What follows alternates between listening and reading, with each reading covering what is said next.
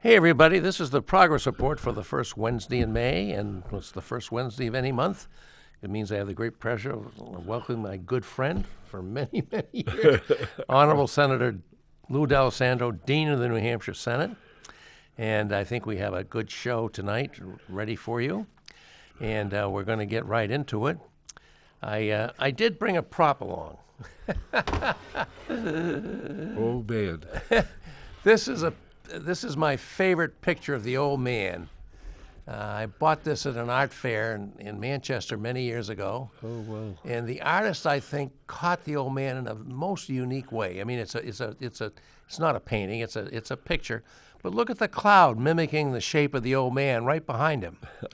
And I talked to the photographer. He had to wait a long time to get this picture, and he did. And so I just wanted to commemorate that today is the 20th anniversary, and we lost this wonderful symbol of our state. Yeah. It was known all across the All country. across the country. I said, though, he had a 100-year run. That was enough. Well, the old man had a 10,000-year run. I was in the State House the day that happened. Yeah. And that's what I said to somebody, a reporter. Hey, listen, a 100-year run. That isn't bad. That's not a bad thing. And, Well, I got to tell you, Lou, that, my wife, she was not then my wife, but I was, I wanted to arrange a date with her, and we decided to go to the old man's funeral. oh, jeez. And it was a hoot. We're okay. driving up I-93, and there are these big signs saying, old man's funeral, and state police everywhere. We got up there. There wasn't that big a crowd, and then we looked at each other. We drove all this way to just, talk about a bunch of rocks that fell off a mountain. Well, But we had a fine time. Oh, yeah. It made a thunderous noise. Yes. When it came down. And do you recall the person, the sergeant at arms in the State House was the woman whose husband was The caretaker? caretaker. Nielsen? Yeah. No kidding. Oh, yeah. And she talked about. Yeah, She yeah. talked about. Now, in those days, Christ, in those days, I was in the house. Yeah. A long time ago. Yeah. And but kind of an interesting perspective. And I would drive up there as I headed north, and going through the notch, and remember Jim Cleveland and the fact that we got a parkway. Yeah. And that, Instead of an interstate. instead of an The only interstate. part of the interstate system that doesn't meet interstate standards Right, is the right. Franconia Notch Yes, Parkway. right. And Yeah. Jim Cleveland was the miracle worker on that one. Yeah. And he had quite a life in Congress. And Yeah, I remember being involved in that. There was an organization called Save the Old Man, and they were worried about if they blasted the I-93 up Right. there with the traditional blasting, the old man might fall down. So that became the rallying symbol for, making this the only part of the entire, I don't know, 60,000-mile interstate highway system we have, Right. which does not have to meet the otherwise Right. applicable Or requirements standards. for the highway. Right. Anyway, Anyway. there it is. And by the way, I went the other day. I was stopped in a liquor store. I wanted to buy something, and they have these little shot glasses, and they had one that said "the old man" on it. So I had to buy two of them.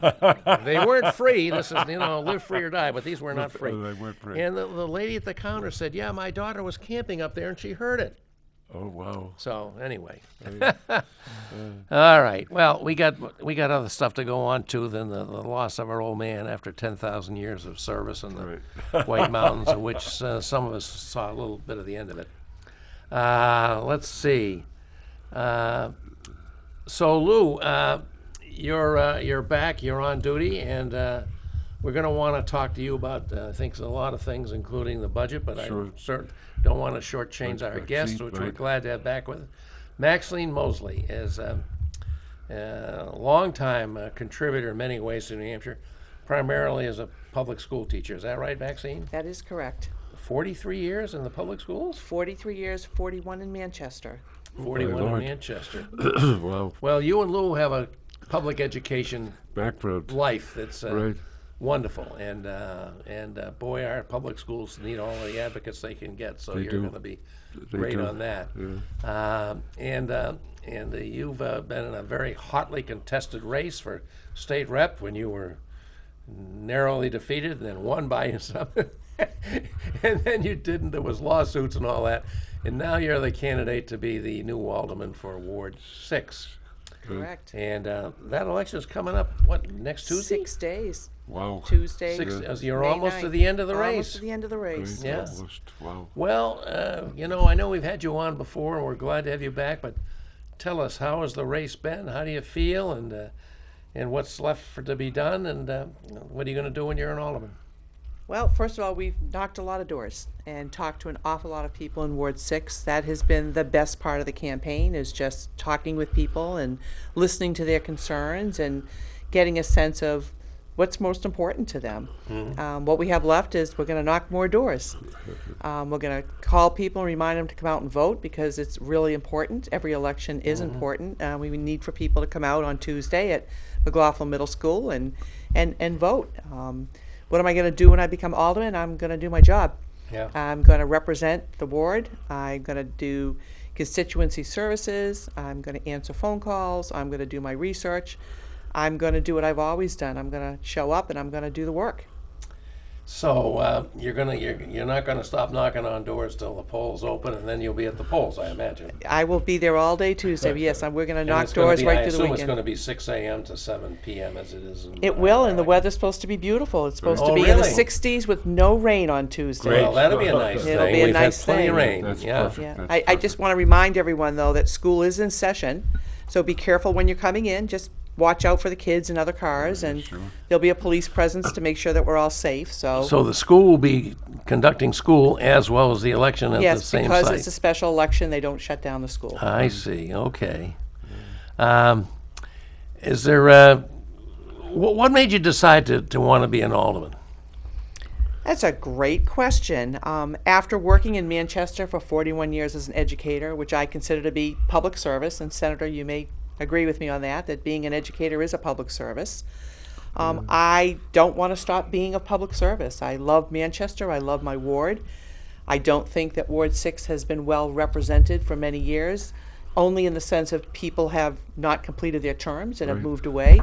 Including the last one who you hope to succeed, just Right. suddenly resigned over the war in Ukraine because he's Ukrainian. But I don't quite understand how that works. Because Well, I would say to you that, people resign for a variety of reasons, and people run for a variety of reasons. I applaud anybody who wants to serve, because that is what we should be doing for our community, is standing up and representing. But I've been in that ward over 30 years, and I was in the District 41, and if you can sustain and be happy in 41 years in public education, I think you're not going to go anywhere. So I'm not going anywhere. My daughter lives in Manchester. This is where my family is and my life is, and I have no plans of going anywhere else. so, go ahead, Lou. I was going to say that's interesting, because I believe it's 2 or 3 aldermen who have resigned from Ward 6. Correct? That is correct, yes. Yeah. So no one has really served out their full term.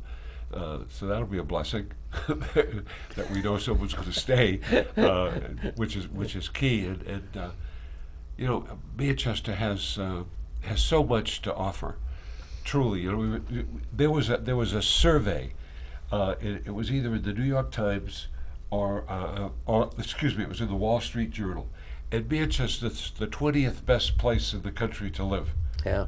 Can you imagine that? Yeah, I know. And that's really something. And Manchester's reputation is I don't think it's even yet caught up with the reality that we have a wonderful place to live, Yeah. but it's getting there. Oh, The it's reputation of Manchester is far better than it was, Yes. a generation ago. Exactly, far better than it was. Yeah. But I think one thing, Maxine, that we need some shoring up is in our schools. We haven't, the state, hasn't been as I'm going to say is good. I was going to say generous, but that's always a way over the top remark. But we haven't been as good to public education as we should have been over the years, fulfilling the obligation that's in our state constitution to give every kid a free and appropriate public education. And I say all of my children went through the Manchester system, K through 12. My wife went through the Manchester system, K through 12, as did many members of our family. So it's been a good system. We've had a number of turnovers at the top, though, Maxine. And it seems to me that the current superintendent of schools is a very qualified person. I've spent some time with her, and I'm going to spend more time with her as we go over the current education plan. But the schools, the key element, education's the key, right? And the better educated society, a better educated workforce makes everything happen. And we have places for kids to go. We've got the community college here in Manchester. We've got the University of New Hampshire here in Manchester. So how do you, as an alderman, attend to attack the education situation? Well, I think first of all, the alderman needs to let the school board and the superintendent do their job without interference. The role of the alderman is overall to allocate the money. And it's the school board's responsibility, along with the superintendent and her team, and I would agree she's doing a fabulous job, is to allocate that money as they see is determined by the needs of the students and the staff. But there is a joint committee between the aldermanic board and the school board. I would very much like to and would request as alderman to be on that committee. I think I bring a wealth of experience of 41 years in the district. But I also think we have to be really supportive and look at the age of our buildings and our facilities. There's things that we need to do to really respect the culture and the history of our buildings. We have a high school that turned 100 years this year. McLaughlin Middle School, which is the youngest school in the district, is turning 25 this year. So we need to look at those small community schools because they mean something to neighborhoods. They're really important. And it's By the way, what school do you have in Ward 6? What's your school? well, Ward 6 now has Green Acres Elementary and McLaughlin Middle School. Both. We did not have a school prior, Okay. but in the redistricting, they fell within the range now, Okay. which I'm very excited about because I mean, schools in Manchester are very near and dear to my heart. Sure. So And Green Acres has a very good reputation. it does. A very Well, good. it's a lovely facility. It It really is a nice and area down McLaughlin, there. McLaughlin, our newest building. I was on the school, but when we built Right. McLaughlin, again, it's a very attractive building, 25 years old. But indeed, in looking at the age of buildings, I've got Goslar Park in my area, on the west side of Manchester, which is, I think, if not the oldest, one of the oldest grammar schools in the city, and built a long time ago. And we got Parkside right next door, and then we have Parker Valley, and then Northwest. But the schools, the program with the schools, I think the difference between the west side and the east side, that's got to, in my opinion, that's got to be straightened out. I mean, the fifth grade is now in the middle school on the west side of Manchester, and I believe at South Side. Yes. But Hillside and the other ones don't have it yet. Correct. What do you think? I think we get some facility issues. I think that, we're talking about refurbishing schools in order to bring more fifth graders into the middle school. It's going to cost a pretty good chunk of money. Right. And what we've learned from Parkside and from Southside is you have to be very thoughtful and mindful in that process to make sure you truly have the space. You don't want teachers on carts. You want art teachers having a classroom so their work can be displayed, their supplies are readily available. You don't want computer classes on carts. I mean, that's just not good practice, and unfortunately, sometimes that has happened because we've had some growth in some areas. Some people would say we have less students than ever before. We have more students with more multiple needs than ever before. That's true. That need different spaces and, Sure. and different kinds of staff. So, being an alderman, the schools are one part of the problem, but there's a whole city and lots of city services that need to be considered. So how do you provide what's needed while you're being, really honest with the taxpayers? Because I'm a taxpayer. I don't want to see my taxes go up. But you need to pay for what you need to pay for, but we need to do it responsibly, and we need to look at how we're spending our money on the city side and the school side. I have a philosophy that you don't throw money at stuff. It doesn't work just to throw money at a problem. You need to really look at every program. If you want to add to a program, prove to me it's working. Show me who it's servicing. Tell me how you can service more people or more children in that process while maintaining quality. Then I'll support you. I'll do what I can. One of the things that was mentioned at last night's aldermanic meeting is so many of the department heads in the city side, they're writing grants. They're supplementing the budget. If in fact we truly just were sustaining on taxpayer money, we wouldn't have the quality of services that we have in Manchester. So the employees in Manchester, the management in Manchester is doing, I think, a really good job writing grants, not leaving money on the table from the state or the feds. So I think that's an important thing to say, that our employees are invested in bringing money into the city to maintain and to increase quality services. Yeah. I think I asked you this before when you were with us, Maxine, but I want to just bring it up again. Some people may have missed it. We do not have in this city, unlike Concord, financial autonomy on the part of the school board. Right. And that's been a big issue. I know Alderman Pat Long, really tried to get this changed recently. It came up a little short. What do you think about it? I like what Concord has done.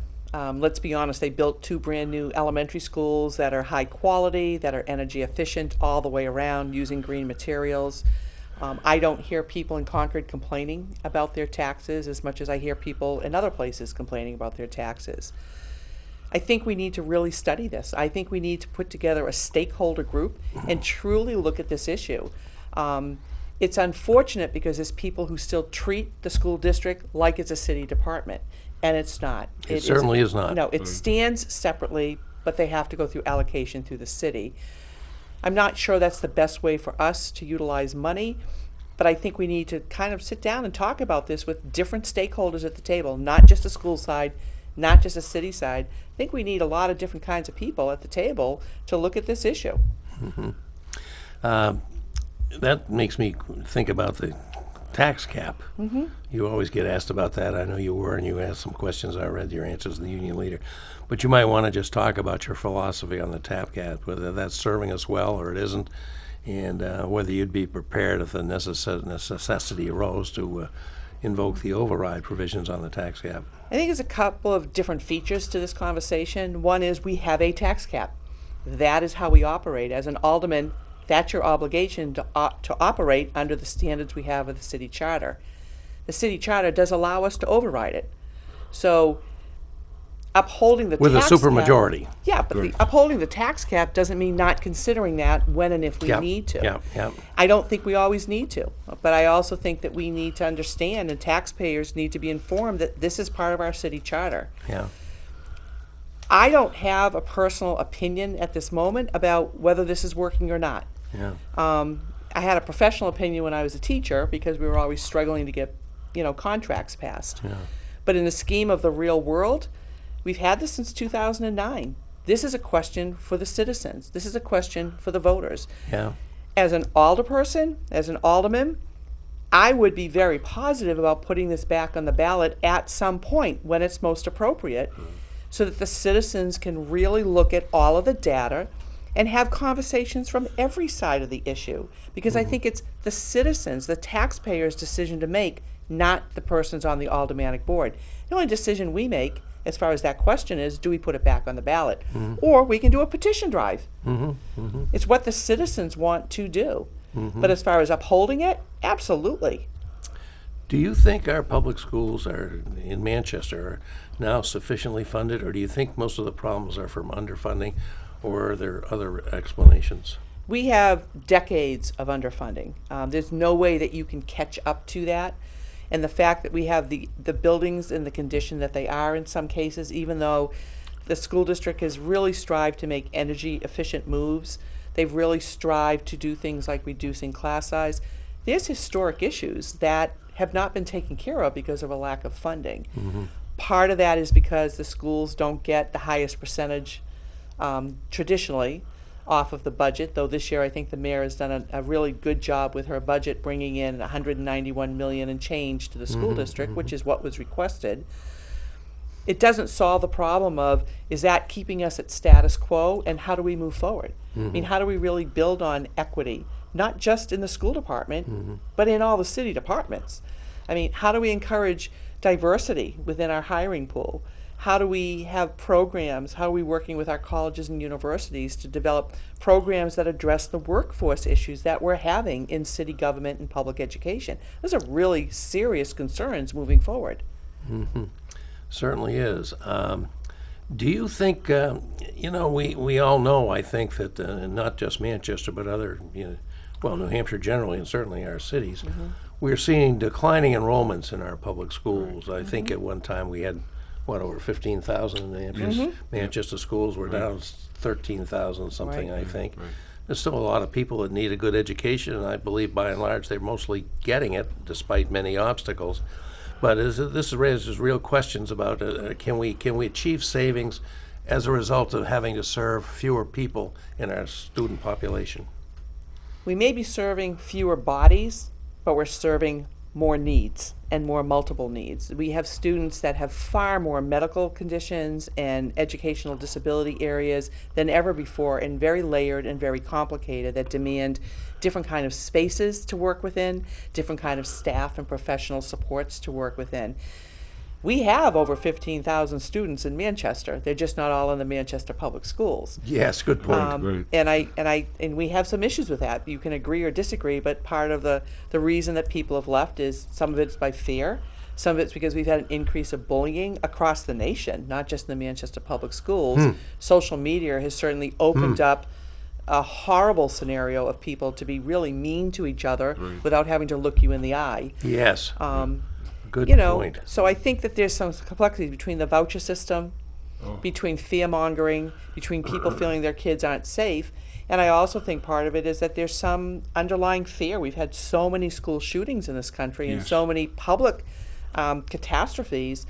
People that, when I knock on people's doors and we want to talk about safety, 99% of the time, these folks want to talk about their kids, their grandchildren Sure. being safe in our schools. Really? Or going out into public spaces. Are they going to be safe? Isn't that appalling? It is appalling. And yet we have a wonderful police force, and we ought to talk about that. We have a wonderful police force. We've got a wonderful fire department. I mean, talk about dedicated public servants.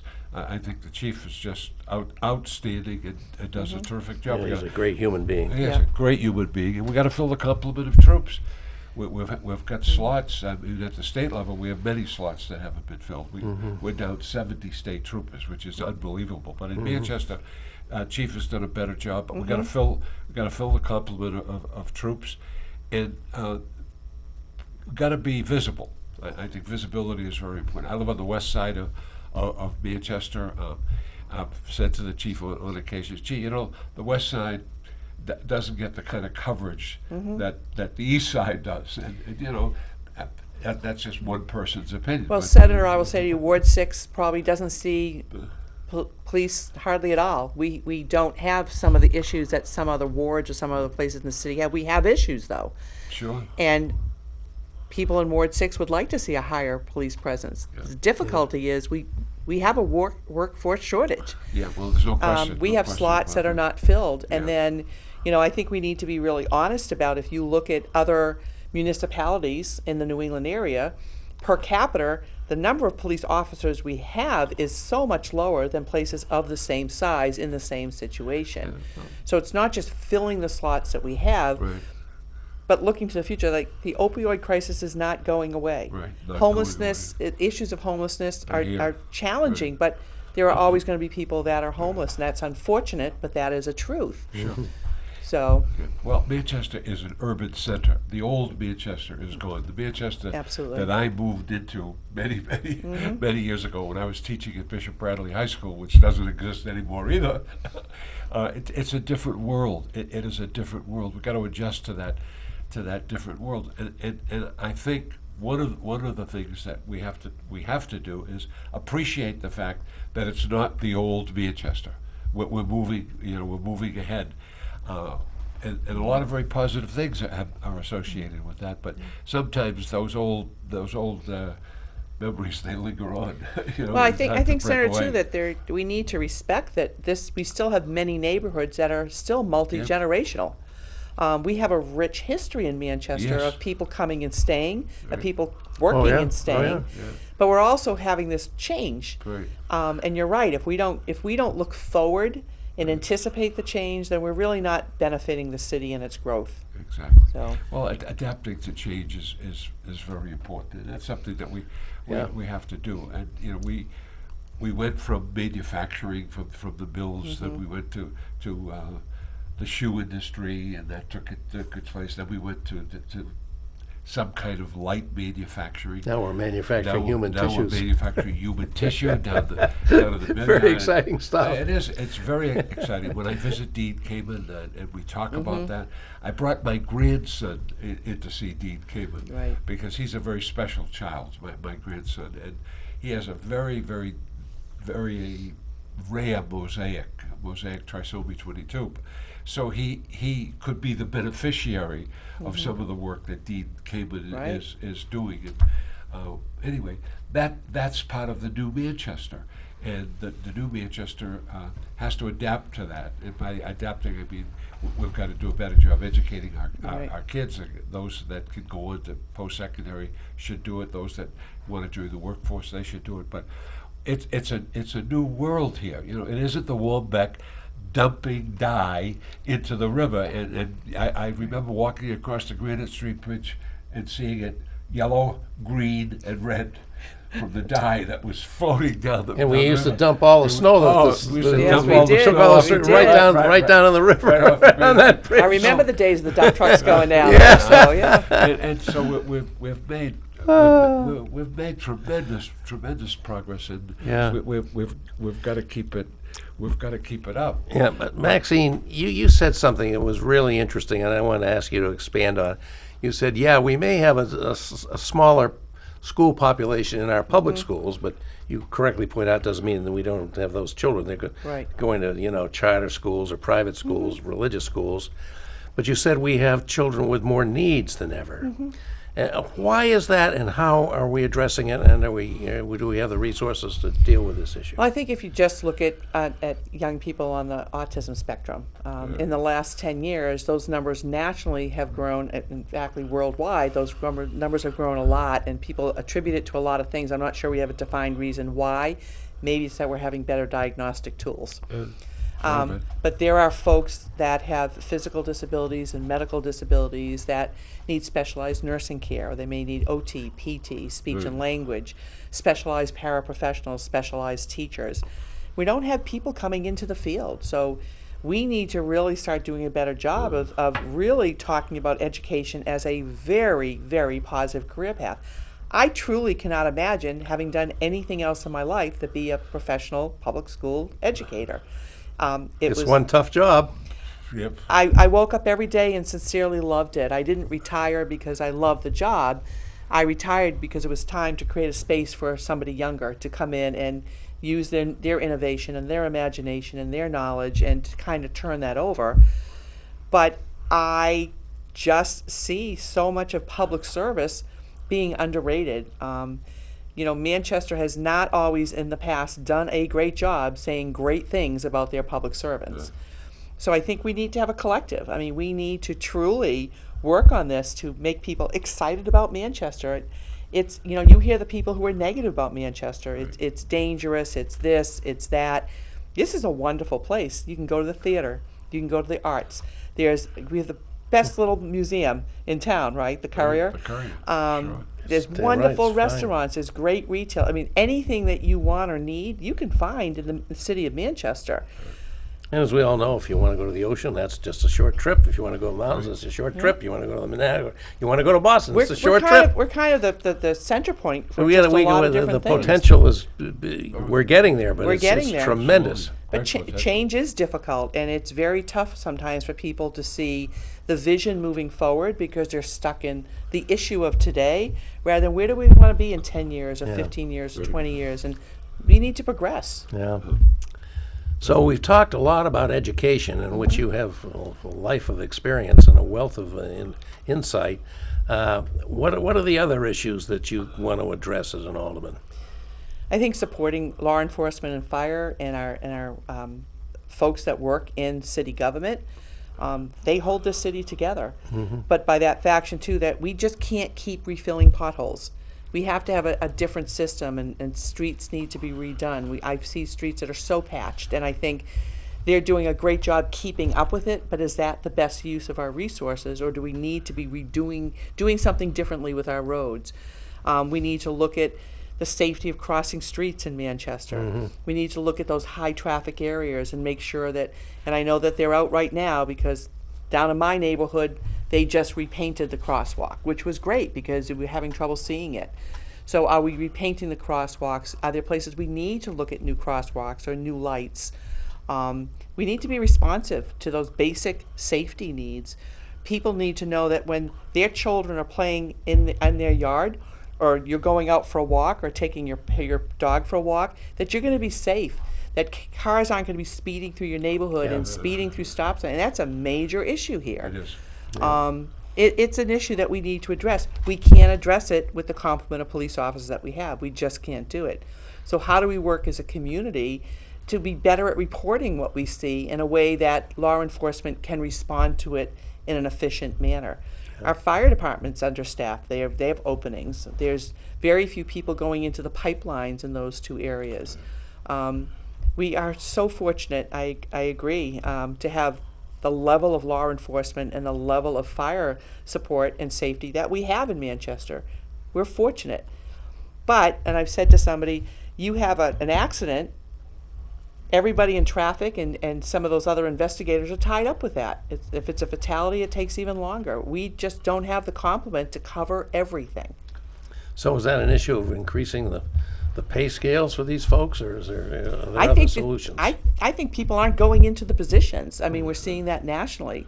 It's not a matter of money as much as it is about elevating those professions and making them in Manchester accessible through career pathways. I know the fire department and the police department are just both working on those things. I actually am meeting with the president of Southern New Hampshire tomorrow just to find out, are they looking at any new programs there? Are they looking at the workforce issues and developing some programs that would align with that? I want to talk to him. President LeBlanc is wonderful. He's very responsive and very helpful. I want to know what they're thinking. I think our colleges and universities should be looking at the workforce issues in this area and trying to align programs to help move those forward. Yeah.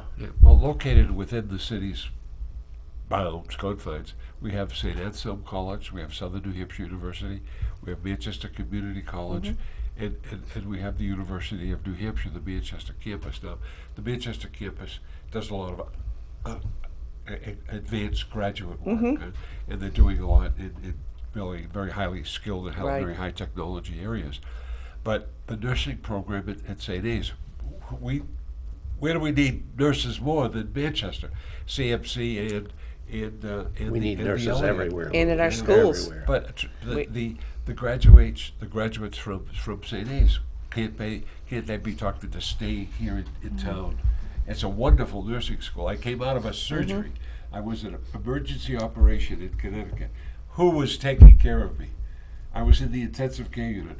But a graduate of St. Anselm College said, you don't have to worry about anything, Mr. Down syndrome. You're not going to die. I'm going to take good care of you. But some of the issues, Senator, is that we don't have affordable housing for them. Well, it's And if problematic. they're starting a family, we don't have a lot of choices about affordable childcare and daycare. So when you're trying to develop your workforce, you need to look at what these folks need in order to live in Manchester and work in Manchester and stay in Manchester. But those are really state issues that the state's got to address. Yeah, there you go. We've got a number of things as we review the budget.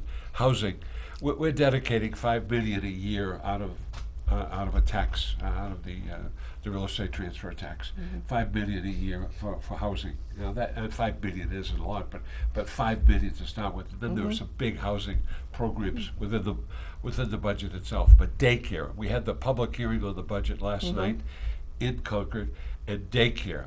Big issue. Better daycare. And my daughter is very involved with daycare. She works for the Charitable Foundation, and that's her area of responsibility, looking for daycare. So that's something that you've got to have a synergistic relationship between the state of New Hampshire and the local communities, all of the local communities, because it's Nashua, it's Concord, it's Manchester, it's Dover.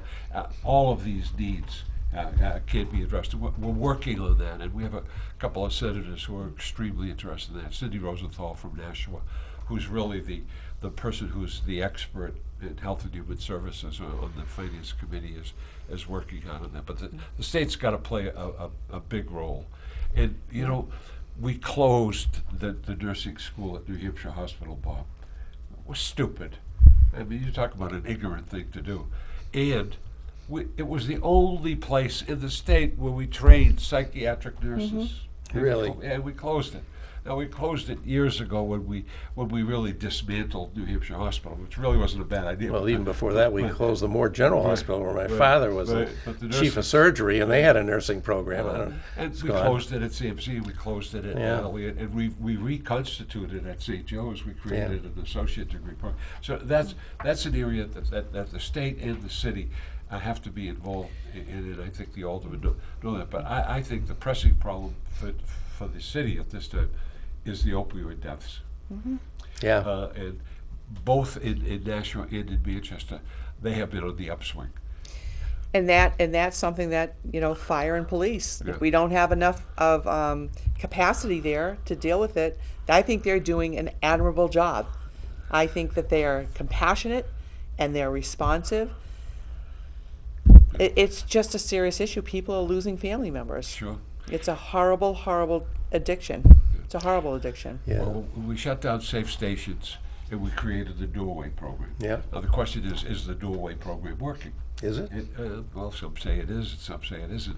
But it is the replacement that's Yeah. in place as Yeah. we speak, and we have a number of facilities within the confines of the city that deal with both alcohol and drug problems, but drugs have become pervasive throughout the entire state, and it isn't the poor, it's the rich, it's everybody. It's everybody. It's everybody that's Yeah. involved. That's something that we really got to get a handle on. And I know Pat Long, who's a very aggressive alderman. He's also a representative. Does a super job in that Certainly area. does. And I know that we have this little committee that I've joined, and we get together once a month to try to deal with these problems, try to get the city participating and taking care of people. But the problems are here, and those problems have to be dealt with.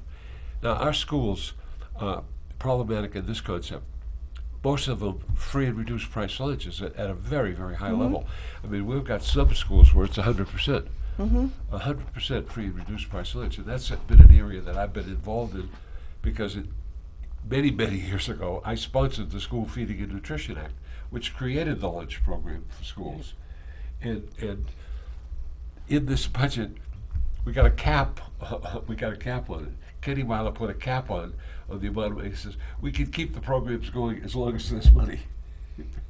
I mean, we should be funding it to the fullest extent because it is so important, and the meals in the schools are so important, providing the meals. Well, I would say to you too that food insecurity is a symptom of poverty. Yes, no It's a question. symptom of underemployment and non-employment. Yeah. So, And lack of housing. and lack of housing. But really, if people aren't trained to work in areas that they can make a livable wage, and to be honest with you, I don't think $15 an hour is a livable wage.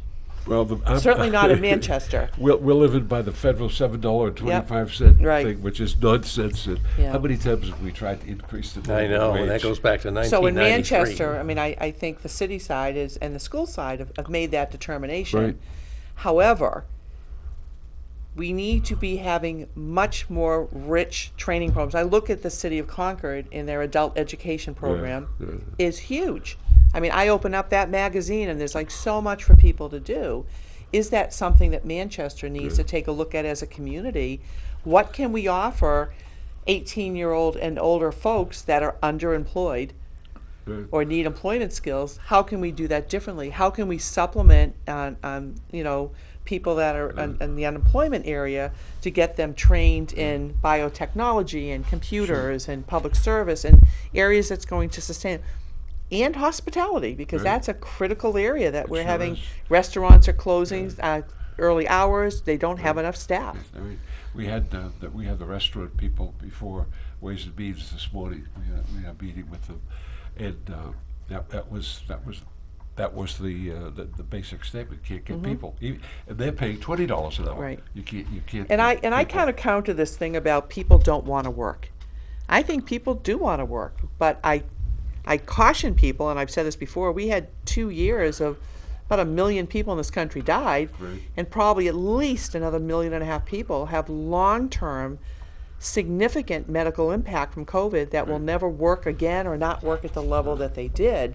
So we're kind of rebuilding our workforce, and we need to be honest. This isn't about people don't want to work. People who are living on the street, who have serious addiction and mental health issues, are not able to work at the level as if they were not having these issues. How do we help people? How do we help our young people see that education is the foundation for the rest of their lives? Oh, it certainly is, no Well, question about it. workforce development and employment security plays a role there in workforce development. There's been a lot of money put aside. We've got to use it properly and get these people to where Yeah. it makes sense. And I think there's where our ability to deal with the community college, which is here in Manchester, as far as workforce training is concerned. It's an amazing resource. It is. It's an amazing resource. Manchester School of Technology is an amazing resource. We Yeah. have the resources here. But Senator, I want to go back to something you said about the state and the locals working together. Yes. I think as an alderman, that's a big responsibility, and Sure. it's one that we should take seriously, that Yeah. we should see aldermen and school board members in Concord testifying, and we should see them in constant communication with our representatives to say, this is what we need. Sure. We were elected to help the people of Manchester as far as this venue. This raises a point I wanted to ask you about, actually. Here we are, the largest city in the state, the largest city in northern New England. I don't understand why we don't have somebody on staff at City Hall whose job is to do liaison with the legislature. We've got great, capable people like Senator Lou and Pat Long and many others. We got a strong delegation. But I would think it would be really good to have somebody, you know, whose task is just like economic development. Now we have a new homeless or, you know, housing coordinator, and I'm glad we have that. Why don't we have somebody whose task it is to, you know, let the city departments know every day about you should be up and concerned about this bill in Concord? I think that's an interesting thought, and I think that's, as citizens bring forward things, we should be bringing them up at the board level. We should be having transparency and talking about this at the board level, Yep. and people should be asking for So discussion when you're about elected, this. I'm probably going to remind you that Well, I would like to have you bring this up as a Please subject. do. I would appreciate that. Yeah, I think it would be really very rewarding for the city to have that. Not that as I say, our senators and our representatives don't do a great job for the city, they do, but this would be somebody whose task was really to make sure all the city department heads and their associates and deputies all are aware of what's happening in Concord and be right on the dime. Anyway, so, you know, you've kind of hit on this a bit, Maxine, but I might as well just raise it with you a little more directly. The homeless issue. Yes. Everybody sees it because it's so highly visible. Sunday after church, one of our members wanted to go down to the river in Stock Park where they have these nice new trails and look for eagles. I went with them. We didn't find any eagles, but we found a homeless encampment. Right. It was very visible. And I think the mayor is, I can't fault the mayor and the city leaders for ignoring this problem. They certainly have not. But do you think there's more that can and should be done, or do you think we're doing what we need to do? I think we're on the right track. I don't think we can ever do enough. These are people in very unfortunate life situations that are very layered. And to me, it's not the homeless issue, it's the issues of homelessness. Okay. Being unsheltered is one part of the issue. Needing substance intervention, mental health intervention, food, job skill training. There's a lot of components that go with this, especially when the homeless is a family. It includes children. I think that we are moving in the right direction. Having a new department head who is knowledgeable in the issues, who can pull services together, who can understand the menu of needs and how we do it. But I do think that we as citizens need to be better informed of what do we do when we see, when we become aware of. What's the phone number? Who do we call to say, I was just going for a walk, I saw, you know, an encampment, there are tents there. This is not to have somebody remove them necessarily, but to send out the push-out services to go interact with those folks, to find out who they are, to find out what they need, to offer services, to move them into shelters or to move them into services. The problem is you move somebody off an encampment, they're just going someplace else. That's right. We need to help people get access to services if they're willing to. They will not all. force 'em. But any person who's willing or wants services, we should be right there. Senator Susie and I went out last weekend driving around Ward 6. As we had heard, there was an encampment in a certain part of Ward 6. We couldn't find it, and we were walking in the woods. But people need to be specific, not just there's something in Ward 6. Where are you seeing it? When did you see it? How far back off the road was it? And it's not for me to go into the woods. It's for the people that are trained to do the outreach work to go in and to make those connections. We've heard over and over again. People accept services when they get to know the people offering the services and they're building a relationship. We need to make sure they're being connected. We are always going to have people that are unhoused. Some by choice, most are just life circumstance. They're not choosing to be out in the torrential rain, in the freezing cold, in the 90-something degree weather. They just are in life circumstances where they're either incapable or unable to move out of that situation. Very Well, good. Yeah, well, I think it's incumbent upon us to make sure that we look after our neighbors. After all, that's kind of just a basic responsibility. We want to take care of those who have needs, and I think the city's done an outstanding job there. It really has. Finding places for homeless to stay, providing rooms. And they're still working on it. And working on it every day. They And the Terrell House became available for women, homeless women. All right, that was a big deal. 14, 15 women off the streets were able to move in with their And Senator, families. in a safe situation, Yeah, in a safe where there's situation. not domestic violence occurring there. Right, well, that's true. important. Yeah, of course, but I do think that people have to recognize the fact that everybody's got to participate in this. It can't be just the one person who's responsible. We all have to share in this. That's the city, the state, and the little towns that Right. send people to Manchester, which is highly problematic. And we do have a law that says if you don't live in the town where you come from has a responsibility. That's one of our basic statutes. The old Goes back a long way, too. Yeah, sure, goes the old welfare statutes. Yeah. But I think we've worked hard. Now we are going to build a wing on the psychiatric hospital. We just purchased Hampstead for young kids with mental problems. Now, well, we didn't do it quick enough. I understand that, but we did it. And thank God that we had the federal government would supply the money. Without the $15 million from the federal government, with the ARA money, we wouldn't have bought Hampstead Hospital. I was over there yesterday looking at how kids are serviced. We had the tragedy in Concord, where in the secure psychiatric unit, a person has died. Yeah, All right? yeah. I visited that secure psychiatric unit time and time and time again. And for years, we were replacing it. We were supposed to replace it. Well, we're finally going to replace it. But think of the state's entities that one can access from this area, and that synergistic relationship that must exist Right. between the state and the locals. You can't have an animus situation. Got to have good rapport, because the largest grants come through the state.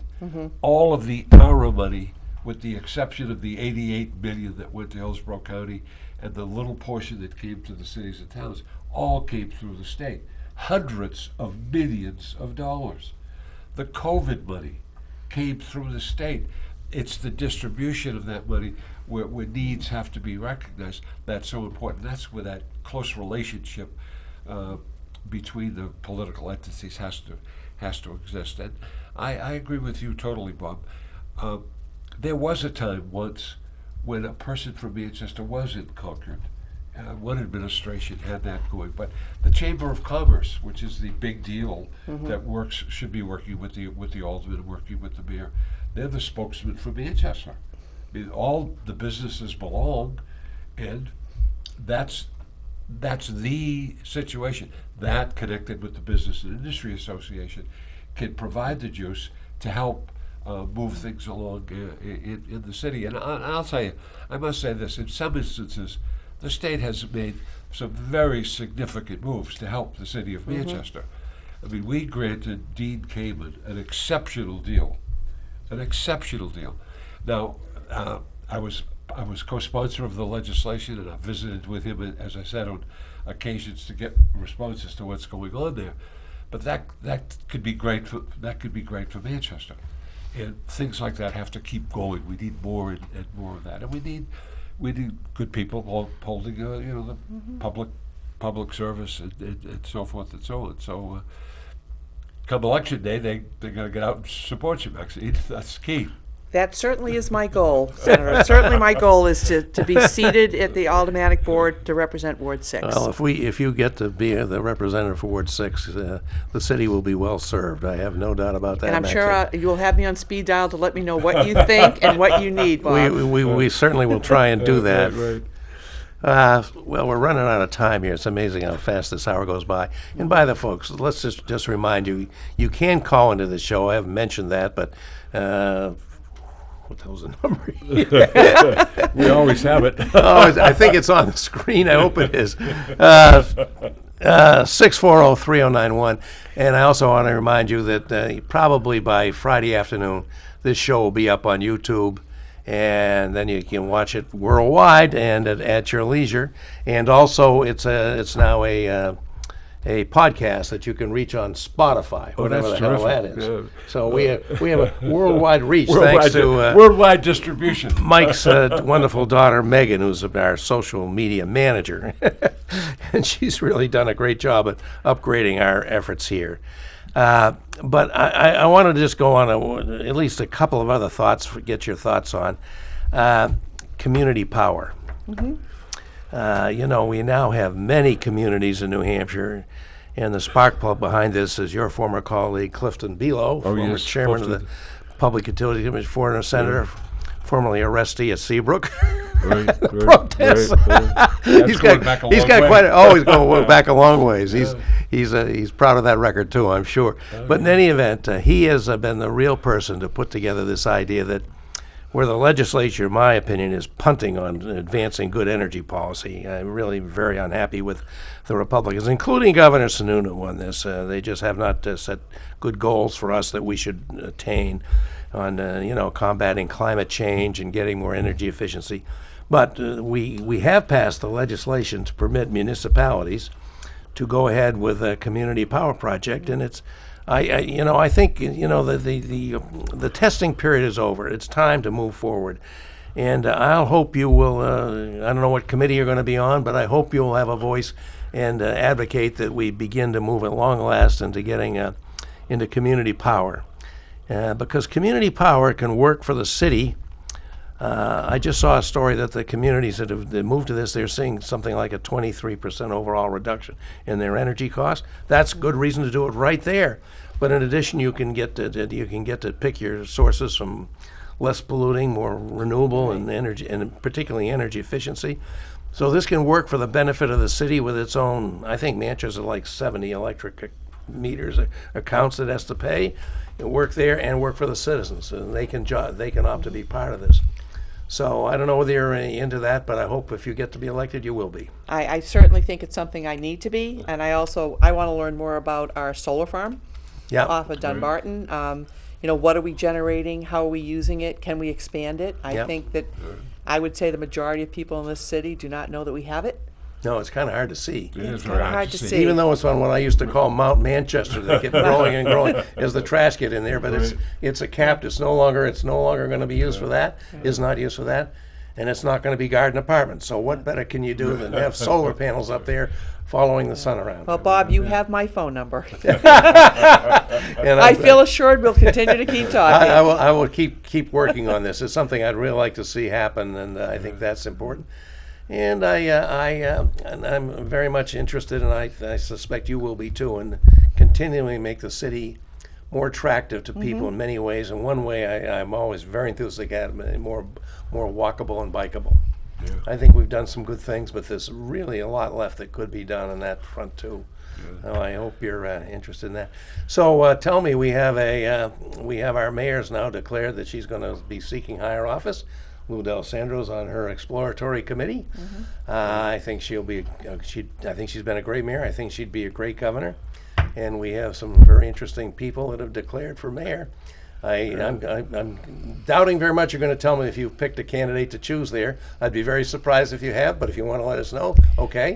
For me, it's a little bit early in the process. I have spoken to all of the 3 Democratic candidates.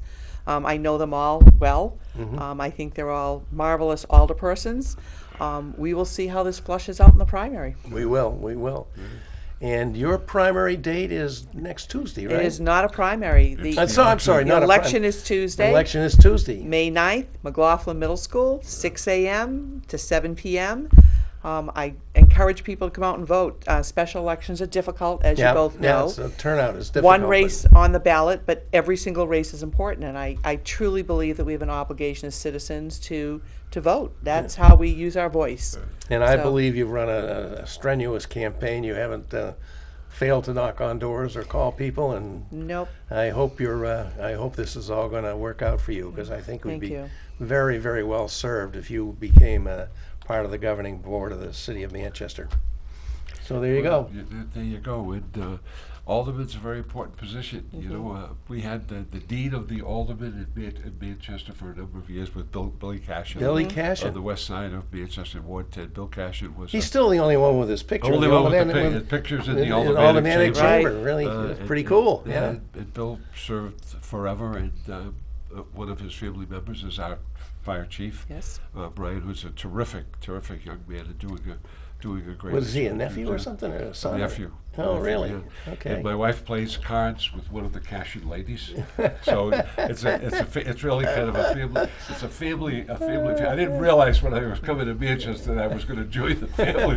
The families around the As city. I said, Manchester has a lot of multi-generational Oh, yeah. people living here. It's They really do. quite intriguing, the history Yeah. of Manchester and how entwined people are. It's So- amazing. Yeah. It is amazing. We got a wonderful history here too. I mean, really, Yeah, it's we really gotta- interesting. We got to keep it going. Yeah. That's the key. Well, I think key that's issue. probably going to do it for us. Thank you for Maxine Thank you very much joining for us. having I me think on this went- again. I think this went great, and I think I'm wishing you well and looking forward to luck. having you back as an elected official. Thank you very much. I would And, appreciate that. Mike Farley is down in Myrtle Beach having a well-deserved vacation, but he'll be back next week, folks. And I think we're going to. I hope we may get maybe we can get Joyce to join us now that she's a Sure, why candidate not? for governor. We'd love to have her join us. We'll certainly try that. But we'll be back with another program for you all next week. In the meantime, check us out on YouTube or Instagram. It's on there too, or on the Spotify if you want to listen to it on audio. Thanks everybody. Thanks Brendan. Thanks for coming in, Maxine.